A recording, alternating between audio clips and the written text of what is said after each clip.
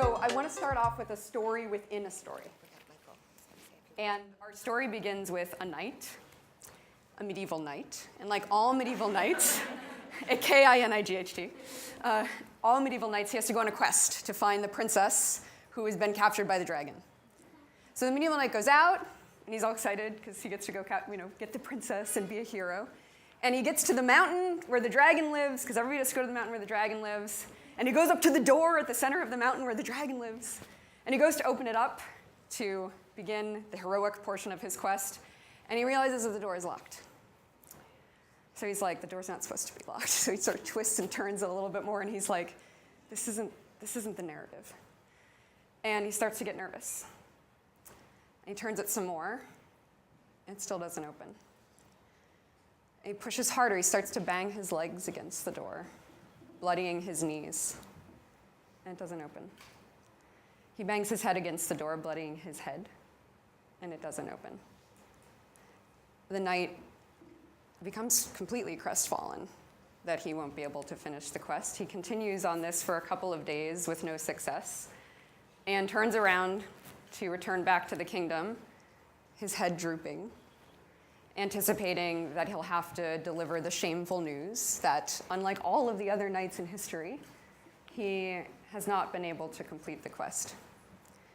And then there's this little moment where he's like, let's say 15 paces out, or however many paces out, where he decides to turn around and just look back just in case one more time.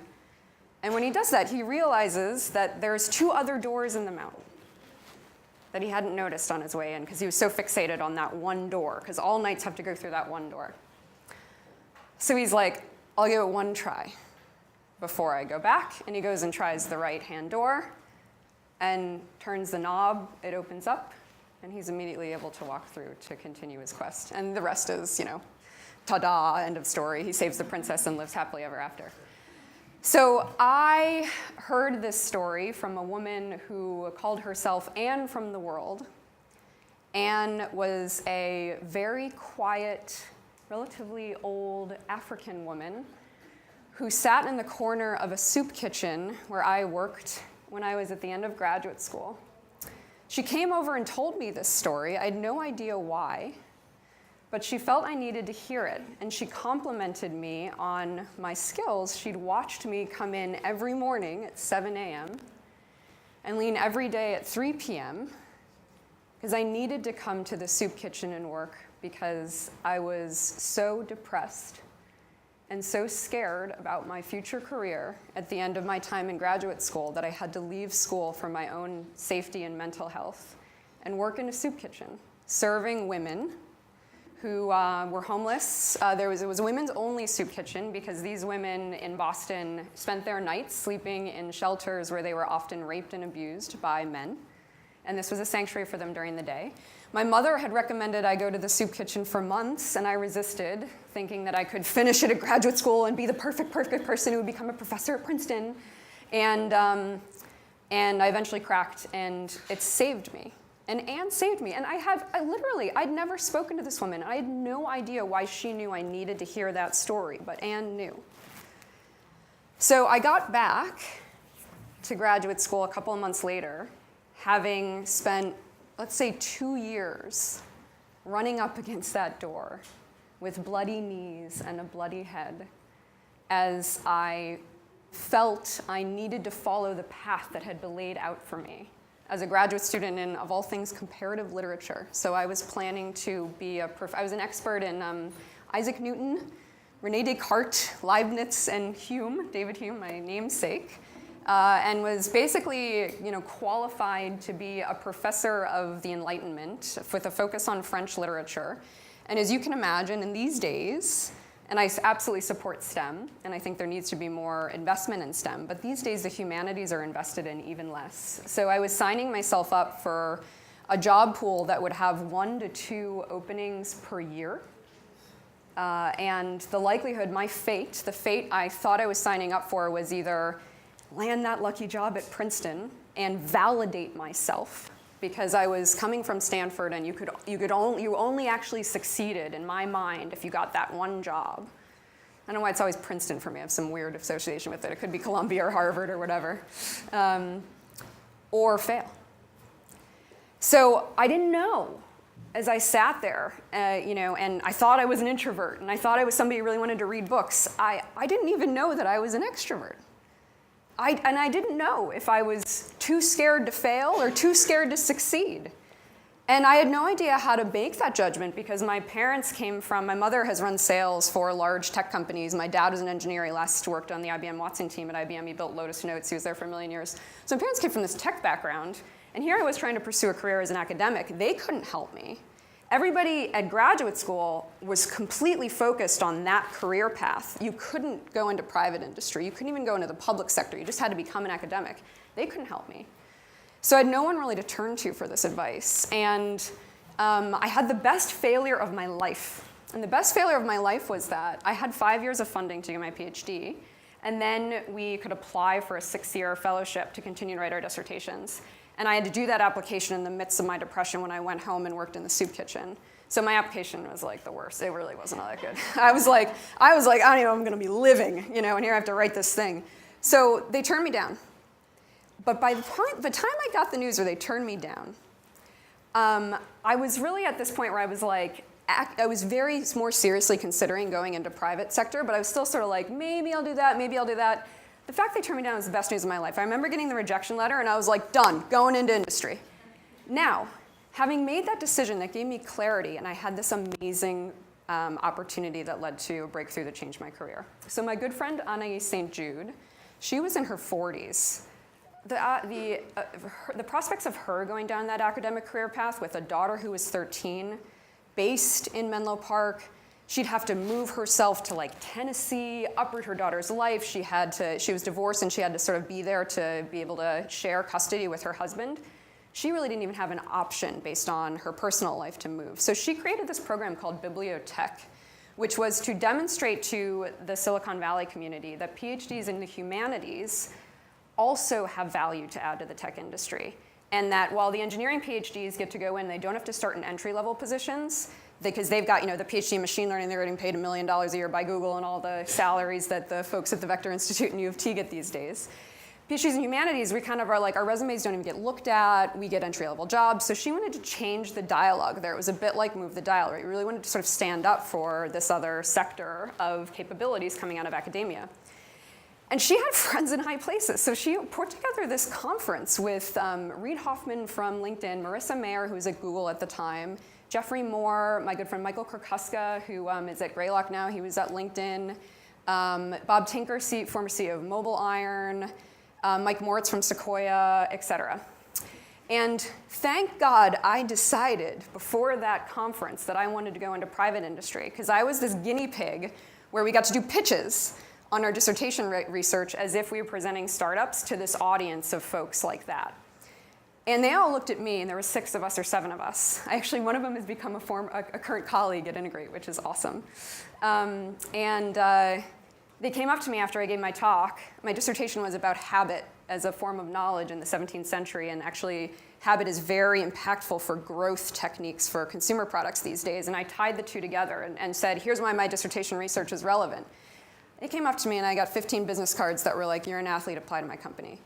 So I was very fortunate, because I'd failed, to have put my stakes on this talk, which then landed me my first job.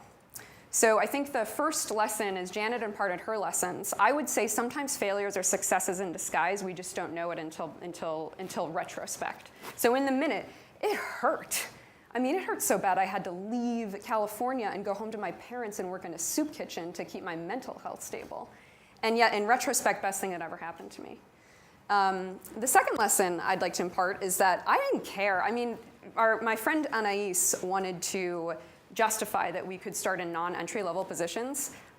I believe in humility. I was like, if you give me a job like cleaning the floors, I will come work at your company. So I knew I didn't want to work at a Google or an Amazon or a Facebook, because I didn't want to be one of many. I wanted to work in a mid-sized company where I would have access to senior management and learn how they think.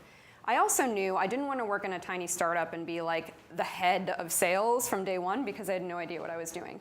So I wanted to work in a mid-sized company where I could learn and watch and have exposure from the management side, but also have great mentors, because I knew that I didn't have skills going into the trade.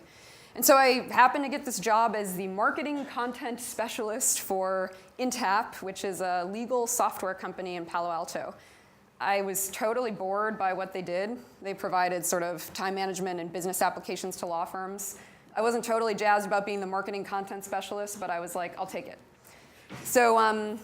So I got in, and I think the first thing that I learned in my first job, my first real job, I did some internships in the past, but this is my first real job when I cared about my job as a career as opposed to a way to make money over the summer, was that the how is more important than the why sometimes in work, or the why or the what. And what I mean by that is I love 17th century philosophy and literature, and I always will love it. And I really thought that I would be happy as an academic because I needed to focus on the what and the why, right? I needed to focus on those big questions and be wrestling with philosophical ideas. I got into Intap with time management software and conflicts of interest software for law firms, which I really don't love. But the how was great. I was working with teams. I was talking to people every day. As the white paper writer, I got to sort of interview folks all across our company. I was learning about data integration and master data management and how to think about rules-based systems and how they start to become a little bit more automated using machine learning. And I got to go out and I started to run this Risk Roundtable program, which was an initiative that I just sort of made up. That was a global seminar program where I would sit with the general counsels of law firms across the world and debate how the rules of professional conduct in the law are shifting in the age of new technology. And I got into it, right? I was like, cool, there's interesting issues here. And so it was that sort of combination of not what marketing's supposed to be, but how my particular humanities take on things could make marketing something that the CEOs and managing partners and general counsels of law firms were like, ooh, we like that company. So I was able to bring myself and bring that authentic touch to things. And it led to a serendipitous opportunity, which was here in Toronto. I gave a talk for the Law Society of Upper Canada, and which I love that it was called Upper Canada. It's like my favorite Ontarioism. And this was organized by my friend Malcolm Mercer, who's a general counsel at McCarthy Tétrault. And as it so happens, Alice Woolley, who is the dean of the law school at the University of Calgary, was there. And she came up to me after my talk, which was about how old issues in the law are being challenged in the age of new technology. And she was like, we've got this adjunct professor affiliate program at University of Calgary. It's in the law school. We know you don't have a JD, but you do have your PhD. Thank God you finished it. That's me saying it, that wasn't her. I'm like, I always tell people that are interested in quitting their PhDs, they'll write me and they'll be like, you went into business, I know this isn't worth it. And I'm like, stay and finish it. So you never know what it's going to be worth. So Alice came up to me and she said, do you want to be on our faculty? And so this choice, this weight I put on my shoulders when I was in graduate school, thinking it was private sector or academia, I thought it was an either-or binary choice because I was short-sighted, because we think linearly. And we can't predict that 2 years, a mere 2 years, it didn't even take 10, it took 2, that 2 years in the future, a law school professor would come and say, would you like to teach with us? And she also said, oh, by the way, we have an opportunity to turn this into an interesting MOOC, so online open course type setting, because we want to play with the notion of technology. So I developed the first online course, which I tried to organize where I would bring in subject matter experts that weren't just me talking about how machine learning technology is changing the law, how lawyers are shifting around their professional responsibility issues, everything that is at the interstice of ethics and technology. I brought in my friends. So I had a great group of CEOs of cybersecurity companies, general counsels of law firms, and think I potentially in the future have a platform to build a business that is the future of continuing education in multiple professions, just based on this little opportunity there. So I think that second lesson is we tend to box ourselves into these linear paths because that's how the world has worked in the past, and it doesn't need to be that way.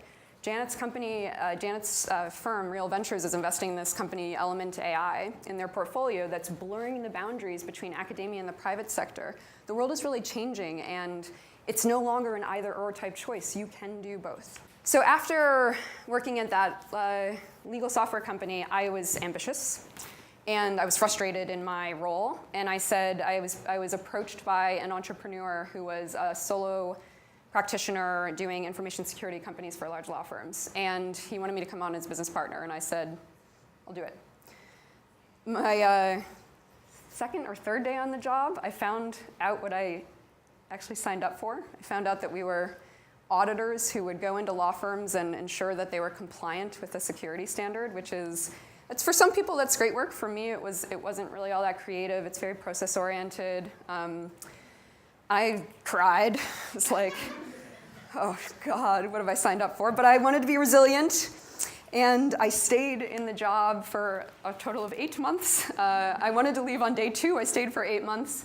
I won't go into all the details. It was one of the hardest experiences for my life as a woman. My boss was not a fan of women, and it led to some extraordinarily difficult experiences that are in my past. I quit. It was the first time I quit not having a job to come next, but I remember calling my mom where there'd been multiple emails that had been sent to me during my tenure with him, and I'd be like, God, is this enough? And she'd be like, no, stay. And then it got to this point in May where I was like, all right, is this enough? And she's like, yeah, you can quit. So I sort of left, and it was great. I sat back. So I'd left graduate school. I found places where I liked the how. The how was being out with customers, doing technical sales engineering work, always working with teams, having shorter returns on sort of time to value. But I still hadn't really found that what in the private sector world. So I sat back, and I had the leisure of time since I was, I'd quit. And I said to myself, what do I really want to do? And I thought a little bit about education technology. It's a big passion of mine. I'm working actually with multiple federal governments now and thinking about skills retraining along with that MOOC idea that I just talked about. And then the other thing I said was like, all right, so I love ed tech, and I really like natural language processing.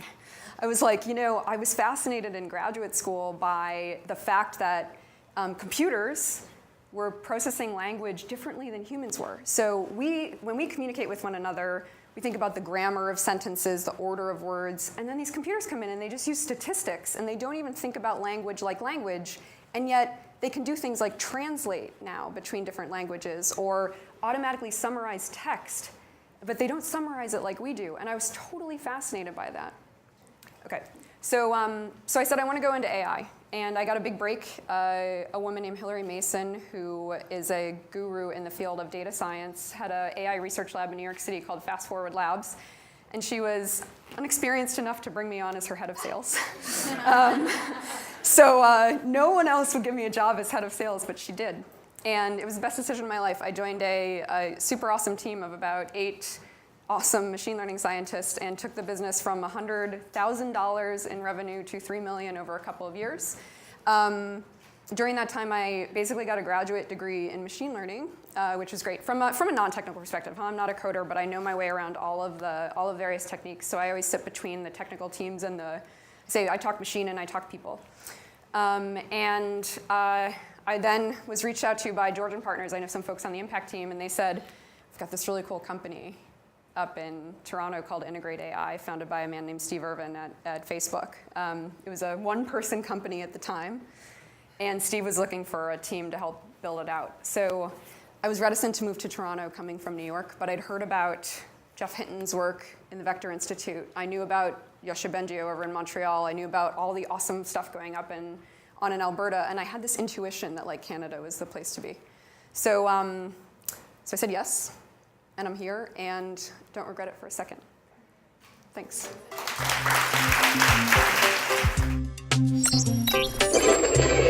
Thank you.